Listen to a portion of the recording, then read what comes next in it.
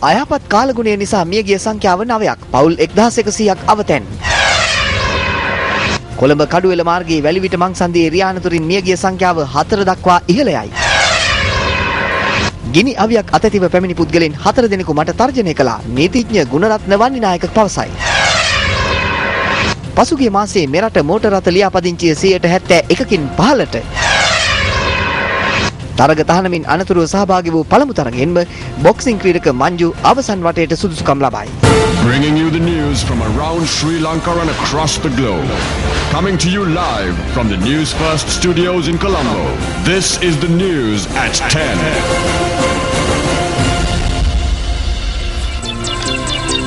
ආයුබෝවන් ඔබ මේ වන්නේ රාත්‍රී 10 නිවුස් ෆස්ට් ප්‍රධාන ප්‍රවෘත්ති ප්‍රකාශය සමගයි. ප්‍රථමයෙන් දේශීය පුවත්. ගස්කඩා වැටීම් හා නායම් හේතුවෙන් පුද්ගලයන් 9 දෙනෙකු මිය ගොස් තිබෙනවා. අයහපත් කාලගුණයේ තොරතුරු ප්‍රවෘත්ති ප්‍රකාශයේ අතරතුර බලාපොරොත්තු වන්න.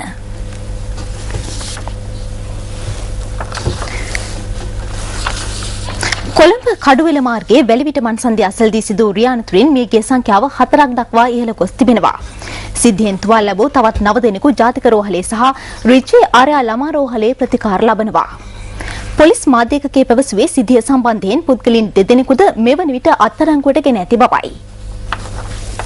අනතුරින් තුවාල ලැබූ කාන්තාවන් 3 දෙනෙකු සහ පිරිමින් 4 දෙනෙකු ජාතික රෝහලේ සහ දරුවන් 2 දෙනෙකු රිචී ආර්යා ළමා රෝහලේද ප්‍රතිකාර ලබනවා.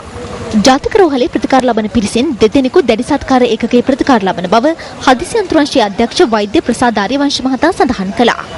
අනතුර සිදු වුණේ හැටන් සිට කොළඹලා ධාවනය වූ රත්මලාන ඩිපෝවට අයත් බස් රථයක් සහ අවිසාවල දෙසට ධාවනය කෙරෙනු වෑන් රථයක් ගැටීමෙන්. අදාළ වෑන් රථය කන්ටේනර් රථයක් පසු කර යාමට උත්සාහ දරූ අවස්ථාවේදී එය කන්ටේනර් රථය හා කොළඹ දෙසට ධාවනය වූ බස් රථයේ ගැටී ඇතැයි පොලිසිය සඳහන් කළා. පොලිසිය පැවසුවේ අනතුරට හේතුව මෙතෙක් ප්‍රකාශ කළ නොහැකි බවයි. බස් රථය සහ කන්ටේනර් රථයේ රියදුරන් 2 දෙනා මේ වන විට අත්අඩංගුවට ගෙන තිබෙනවා. නිවුස් ෆස්ට් අද දහවල් අනතුර සිදු වූ ස්ථානයට ගියා. මේ කඩුවෙල වැලිවිට හන්දිය මේ ස්ථානයේ සිට අමතලේ ජල පවිත්‍රාගාරයේ දෙසට වන්නට මාර්ගය ඍජු මාර්ගයක්. ඒ වගේම මේ වංගුවේ සිට කඩුවෙල දෙසටත් ඇත්තේ ඍජු මාර්ගයක්. ඒ නිසාම මෙතනට පැමිණෙන වාහන වේගයෙන් ගමන් කරන ආකාරයක් දකින්නට පුළුවන්. ඒ වගේම මේ මාර්ගයේ ගමන් කරන වාහන මෙම වංගුවේදී ඉස්සර කිරීමේ හැකියාවක් නැහැ. ඊට හේතුව මේ පිටුපස තිබෙන වෝක්කුව මතයි වංගුව පිහිටා තිබෙන්නේ. ඒ නිසාම මාර්ගයේ දක්වා ඇති මාර්ග රේඛා අනුවත් ඒ වගේම මාර්ගයේ පිහිටීම අනුවත් වාහනයක් තව වාහනයකට ඉස්සර කිරීමේ හැකියාවක් දක්නට ලැබෙන්නේ නැහැ. ඒ වගේම රාත්‍රී කාලයේ මේ මාර්ගයේ අඳුරු ස්වභාවයක් දරන බව මාර්ගයේ වීදි පහන් අක්‍රිය වී තිබෙන ආකාරයෙන් දකින්නට පුළුවන්. මේ කරුණු සියල්ලම මේ අනතුරට හේතු වන්නට ඇති. ඊයේ අනතුර වෙච්ච එක අපි රෑ ගත්තම දැක්කා. ඒ වෙලාව අපි ඔක්කොම කට්ටිය දුවගෙන ආවා. ගන්නකොට වාහනේ ඔක්කොම කට්ටිය හිර වෙලා හිටියේ. ප්‍රධාන වශයෙන් බස් ගත්තාම අධි වේගෙන් යන්නේ. ඉතින් මේ වෙතන වංගුව දෙපැත්තෙම මීටර 500ක් දුරින් ගත්තාම හරි කිලින් තියෙන්නේ. ඒ කියන්නේ වාහන ඕන විදිහේ ඕන වේගයකින් එන්න පුළුවන්. කිසිම අනතුරු සංඥාවක් හරි දැක්වෙන්න කිසිම දෙයක් නැහැ. මං ආපු වාහනේට කන්ටේනර් රථයට පිටිපස්සෙන් ඇවිත් වාහනයක් ඉස්සර කරා. ඉස්සර කරලා ඉදිරියට යනකොටම ඉස්සරහින් ආපු වාහනේ මේ හැප්පුණා බස් එකේ. හැප්පිලා පිටිපස්ස පාරට හැරුණ පාර කන්ටේනර් රථේ වැදුනා. අනතුරට ලක් වූ වෑන් රථයේ ගමන් කළ පිරිස යටිඅන්තර ප්‍රදේශයේ පදිංචිකරුවන්. ඔරුගොඩවත්ත ප්‍රදේශයේ පැවති උත්සවයකට සහභාගී වී ආපසු යමින් සිටියේදී ඔවුන් මේ අනතුරට මුහුණ දුන්නා. යටිඅන්තර හල්ගොල්ලවත්ත ප්‍රදේශයේ පදිංචි 65 හැවිරිදි පළනි වල්ලියම්මා මියගිය අය අතර වනවා. අනතුරින් මියගිය ඇගේ ලේලිය වන 25 හැවිරිදි සුමන් කලා දෙදරුමවක් වන අතර ඇගේ බෑනා කෙනෙකු වන 45 හැවිරිදි චන්ද්‍රාමණී තිදරුපියෙක්. වෑන් රථයේ රියදුරුද අනතුරින් මියගිය අතර ඔහු යටිඅන්තර පොළටගම්වත්ත ප්‍රදේශයේ පදිංචි රාමසන් ශිවනාදන් නම් වූ 50 හැවිරිදි සිව්දරුපියෙක්.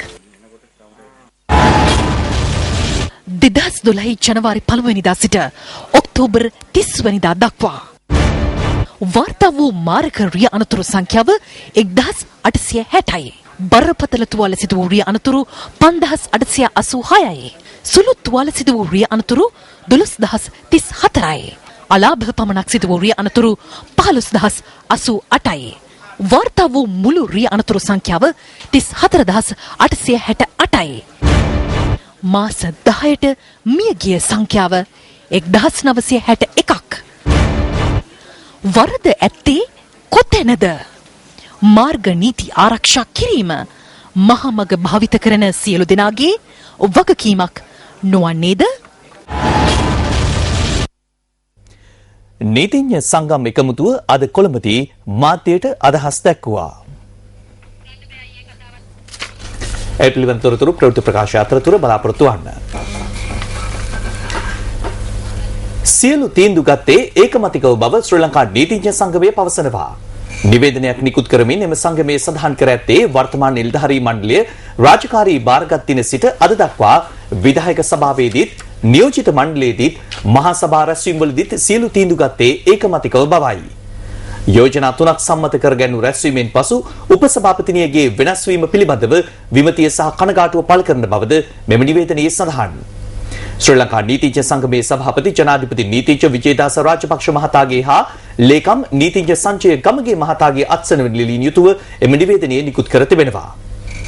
මේ අතර නිවේදනයක් නිකුත් කරමින් තරුණ නීතිඥ සංගමය පවසන්නේ පසුගිය 15 වෙනිදා පැවැත් වූ විශේෂ මහා සභා රැස්වීමේදී සම්මත වූ යෝජනාවලට තම සමාජිකයින් සම්පූර්ණයෙන්ම පක්ෂ බවයි. අගවිනිසුරුවරිය සම්බන්ධයෙන් ගෙන යනු ලබන අසාධාරණ දෝෂාභියෝගය සම්බන්ධව මීට වඩා දැඩි ක්‍රියාමාර්ගවලට යාම සඳහා වූ තීරණාත්මක යෝජනා කිනීමේ හැකියාව තිබූ බවද තරුණ නීතිඥ සංගමේ නිකුත් කළ නිවේදනයේ වැඩිදුරටත් සඳහන්.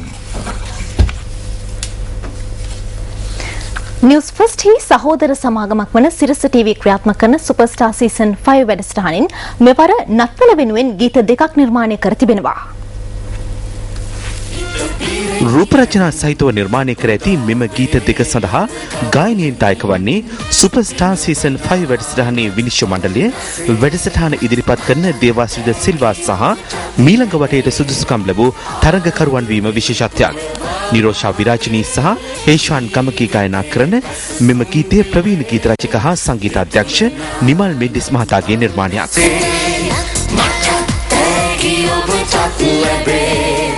ප්‍රවීණ මාධ්‍යවේදී සිඩ්නි චන්ද්‍රසේකර මහතාගේ පද හා තනු නිර්මාණයෙන් හැද වූ මේ ගීතය ගායනා කරන්නේ ශිහාන් මිහිරංග සහ දේවාශ්‍රීද සිල්වායි. මෙම ගීත දෙකම අද සිට සිරස ටීවී සහ සිරස මාධ්‍යජාලයේ නාලිකා තුලින් ප්‍රේක්ෂක ඔබට දැකගත හැකියි. නීතිඥ සංගම් එකමුතුව අද කොළඹදී මාධ්‍යට අදහස් දැක්වුවා. දෝෂාභියෝගය කතිකාවේදී අපි දැක්කේ ඇය නීතිඥ සංගමේ ස්ථාවරයන්ට පටහැනිව විශේෂයෙන් විධායක සභාවේ සමාජිකයෙක්ව සිටමින් මේ මතය නියෝජනය කරන්නේ නැතුව එළියට ඇවිල්ලා ඇය වෙනත් මතයක් දරනවා. ඉතින් ඒකින්ද මේ ලංකාව පුරාවටම ව්‍යාප්ත වෙලා තියෙන නීතිඥ සංගම් වල ශාඛා සමිති අපෙන් ඉල්ලා හිටියා විශ්වාස භංගයක් ගේන්න එතුමියට එරෙහිව. ඉතින් ඇය මේ දැනගත්තා. මේ දැනගත්තට පස්සේ ඇයට කරන්න තියෙන එකම දේ තමයි මේ ඉල්ලා අස්වීම. ලංකාවේ පංච මහා බලවේගය තිබුණා නම් මේ 6 වෙනි බලවේගයේ නිර්මාණය වුණා නීතිඥවරුගේ. හැබැයි අපි සපත කරනවා මේ 6 වෙනි බලවේගය කිසියම් දේශපාලන පක්ෂයක් පරාජය කරන්න හෝ දිනවන්න හෝ කටයුතු කර නොකරන බවත් නීතිඥවරු කොළඹට පැමිණිලා එක පණිවිඩයක් දුන්නා. කිසියම් දේශපාලන පක්ෂයක් කණ්ඩායමකට අධිකරණය ආක්‍රමණය කරන්න එපා. නිසා මා විශ්වාස කරනවා මේ දෝෂාභියෝගය දැන් හොඳම කාලය ලැබිලා තිබෙනවා ආණ්ඩුවට මේ ඉවත් කරගන්න. Bringing you the news from around Sri Lanka and across the globe. Coming to you live from the News First studios in Colombo. This is the news at 10. ශ්‍රී ලංකාවේ මානව හිමිකම් ගැටලු විසඳීමට ඇති සුදුසුම මාර්ගයේ ශ්‍රී ලංකාව සමග එක්ව ක්‍රියා කිරීම බව ඕස්ට්‍රේලියා විදේශ කටයුතු අමාත්‍ය බොබ් කාර් මහතා අද කොළඹ පැවති ප්‍රවෘත්ති සාකච්ඡාවකදී ප්‍රකාශ කළා. 2013 වසරේදී මෙරට පැවැත්වීමට නියමිත පොදු රාජ්‍ය මණ්ඩලයේ රාජනායක සමුළුව සම්බන්ධයෙන් මාධ්‍යවේදියෙකු මෙම ප්‍රවෘත්ති සාකච්ඡාවේදී විමසුවා. Well, Australia most certainly will be at ඕස්ට්‍රේලියාව අනිවාර්යයෙන්ම පොදු රාජ්‍ය මණ්ඩලයේ රාජනායක සමුළුවට සහභාගී වෙනවා. අපි කැනඩාවට යෝජනා කරන්නේ මානව හිමිකම් පිළිබඳ තිබෙන ගැටලු විසඳීමට ඇති හොඳම මාර්ගය ශ්‍රී ලංකාව සමග එක්ව ක්‍රියා කිරීම බවයි. මේ සම්බන්ධයෙන් පදනම වෙලා තිබෙන්නේ උගත් පාඩම් හා ප්‍රතිසන්ධාන කොමිසමේ වාර්තාව. සිවිල් යුද සමයේ අවසානයේ වූ සිදුවීම් පිළිබඳව වගවීම මේ සංහිඳියා ක්‍රියාවලියේ එක් වැදගත් කොටසක්. මෙහිදී අදහස් පළ කළ විදේශ අමාත්‍යවරයා පොදු රාජ්‍ය මණ්ඩලයේ වර්තමාන සභාපතිත්වය දරන්නේ ඕස්ට්‍රේලියාව. ඒත් 2013 වර්ෂයේ නොවැම්බර් මාසයේ නායකත්වයේ ශ්‍රී ලංකාවට පැවරෙනවා. ඒ සමුළුව සංවිධානය කිරීම ඉතාමත් ව්‍යාකූල සංකීර්ණ කටයුත්තක්. ඒ සම්බන්ධයෙන් අත්දැකීම් සම්භාරයක් ඕස්ට්‍රේලියාව සතු වෙනවා. ඉතින් ඒකෙන් ප්‍රයෝජන ගැනීමට අපිට අවස්ථා ලැබෙනවා. අනෙක් ප්‍රධාන ක්ෂේත්‍රය තමයි අධ්‍යාපන ක්ෂේත්‍රය. දැනටමත් මහා පරිමාණයේ ආධාරය සම්බන්ධයෙන් ලැබෙනවා. තවදුරටත් ඕස්ට්‍රේලියානු ඩොලර් මිලියන 34ක් ඒ සම්බන්ධයෙන් ලබා දීමට එතුමාගේ රජය එකඟ වී ඇති බව එතුමා ප්‍රකාශ කළා.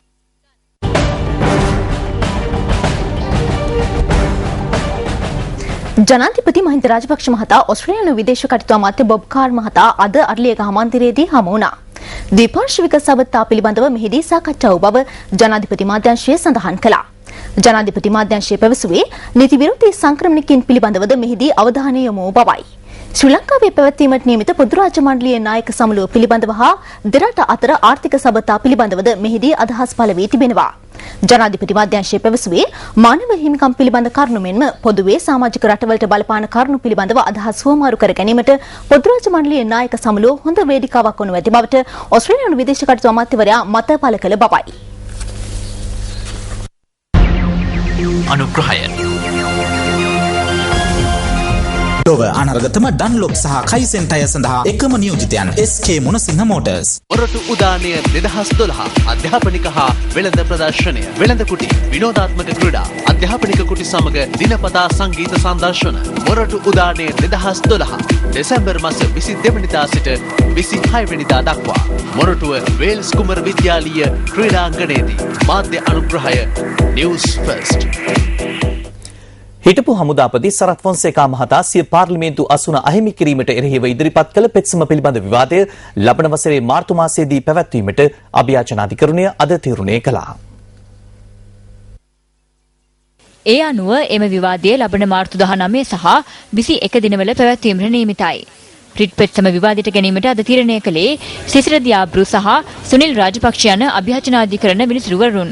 හිටපු හමුදාපති සරත් ෆොන්සේකා මහතා අග විනිසුරුවරට එරෙහි දෝෂාභියෝග පරීක්ෂණ පිළිබඳවද අදහස් පළ කළා. විදේශ ඇමති කියලා තියෙනවා පොදු රාජ්‍ය මණ්ඩලයෙන් පරීක්ෂණයක් පවත්වනවා නම් ඒගොල්ලොන්ට මේ ගැන සොයලා බලන්න ඕන නම් ඒකට සහයෝගය දෙනවා කියලා. විදේශ ඇමති පිළි අරන් තියෙනවා, විදේශ බලපෑමක් තියෙනවා. විදේශවලට ඒගොල්ලොන්ට මේක ගැන විස්තර කරන්න සිද්ධ වෙලා තියෙනවා කියලා. පොදු රාජ්‍ය මණ්ඩලයේ අපි සමාජිකයෝ හැටියට ඉන්නේ. අපේ කටයුතු පොදු රාජ්‍ය මණ්ඩලයේ අයට ඉවසන්න බෑ කියලා ඒගොල්ලෝ කියනවා නම් එතකොට ස්වෛරීභාවයට හානියක් වෙනවා කියලා කියනවා නම් එහෙනම් පොදු රාජ්‍ය මණ්ඩලයේ සමාජිකත්වයක් අරගෙන ඉන්නේ මොකටද? එහෙනම් ඉස්සෙල්ලා එකෙන් අයින් වෙන්න කියන්නේ. එකෙන් අයින් වෙන්න බෑ. අපිට මොන හරි වුණත් අපි හිඟා ගන්න මේ රටවල් පස්සේ යනවා මේ රට පාලනය කරන මිනිස්සු. යුද්ධයෙන් පසු ත්‍රිවිධ හමුදාව හා සිවිල් ආරක්ෂක බලකාය අමතක කරනු ඇතැයි ඇතමුන් සිතුවත් එය එසේ නොව බව ආරක්ෂක ලේකම් ගෝඨාභය රාජපක්ෂ මහතා අද පැවති උත්සවයකදී ප්‍රකාශ කළා. සිවිල් ආරක්ෂක බලකායේ සේවා වනිතා ඒකකයේ මගින් නිවාස නොමැති සමාජිකයින් වෙනුවෙන් ඉදිකළ රණවිරු නිවාස 102ක යතුරු පිරිනැමීම සඳහා බණ්ඩාරනායක අනුස්මරණ ජාත්‍යන්තර සම්මන්ත්‍රණ ශාලාවේදී මේ උත්සවය පැවැත්වුණා. ත්‍රිවිධ හමුදාවෙම මම හිතන්නේ මේ යුද්ධය අවසන් වුණාට පස්සේ තමයි සුබ සාධනය අතින් අපි වැඩියෙන්ම වැඩ කරේ. බොහෝ අවස්ථාවලදී සමහර අය දැනට පුළුවන් යුද්ධයෙන් පස්සේ ත්‍රිවිධ හමුදාව සිවිල් ආරක්ෂක බලකාය අමතක කරලා දායි කියලා. තමුන්නාන්සලාම දන්නවා තමුන්නාන්සලාගේ ග්‍රාම ආරක්ෂකයින් හැටියට සේවය කරපු අය වෙත නැති සාම කාලයක් ආවම ඔබට යන කලදසාව ඔබට ගිය කලදසාව ඔබම දන්නවා. මේක විස්තර කරන්න අවශ්‍යතාවයක් නැහැ. නමුත් එවැනි තත්ත්වයක් අපි ත්‍රිවිධ හමුදාවට හෝ සිවිල් ආරක්ෂක බලකායට ඇති වෙන්නට ඉඩ දුන්නේ නැහැ.